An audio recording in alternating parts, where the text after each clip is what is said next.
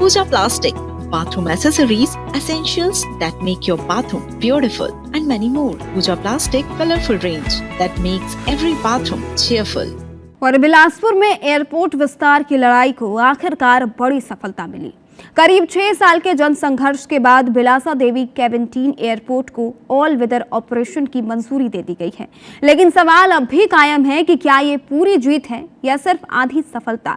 क्या 4C licence वाला पूर्ण विकसित एयरपोर्ट बनने की राह अब आसान होगी? देखिए ये रिपोर्ट।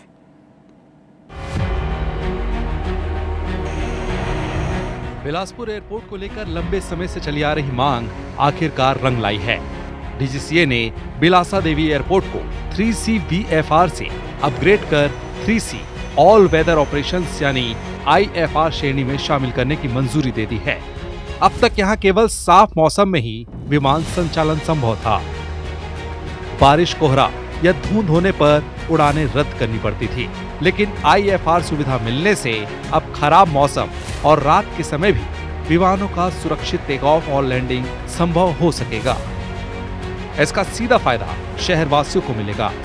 3C IFR होने के बाद हम लोग को यहाँ पे जो पहले जो शेड्यूल फ्लाइट आते थे, इसमें कभी कभी टेक्निकल या वेदर के कारण जो आने वाला स्टेशन से यदि लेट हो जाता है तो यहाँ आने के बाद सनसेट हो जाएगा, उस कारण फ्लाइट नहीं जा पाएंगे, तो फ्लाइट वहीं से कैंसिल हो जाता था। तो ये कंडीशन अभी नहीं होगा।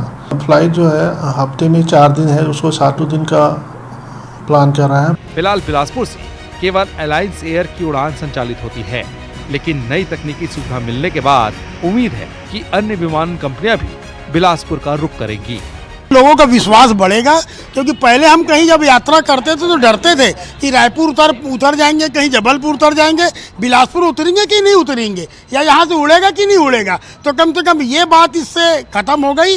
और हमारा तो लक्ष्य 4C लाइसेंस है।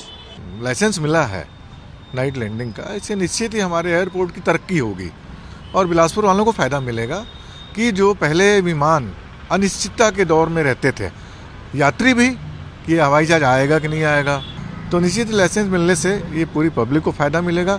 हालांकि ऑल वेदर ऑपरेशन की मंजूरी के बावजूद बिलासपुर एयरपोर्ट के विकास की राह अभी पूरी नहीं हुई है। रनवे का विस्तार, टर्मिनल भवन का बड़ा निर्माण और आधुनिक सुविधाओं का विकास अब बेहद जरूरी हो गया है। रनवे की लंबाई जमीन मिल चुकी है, 1500 मीटर से बढ़ा के 2200 मीटर हो जाए तो यहाँ कम से कम 320 और 747, 737 उतर सकेगा। वो उतरेगा तब एकदम से हमको जंप मिलेगा।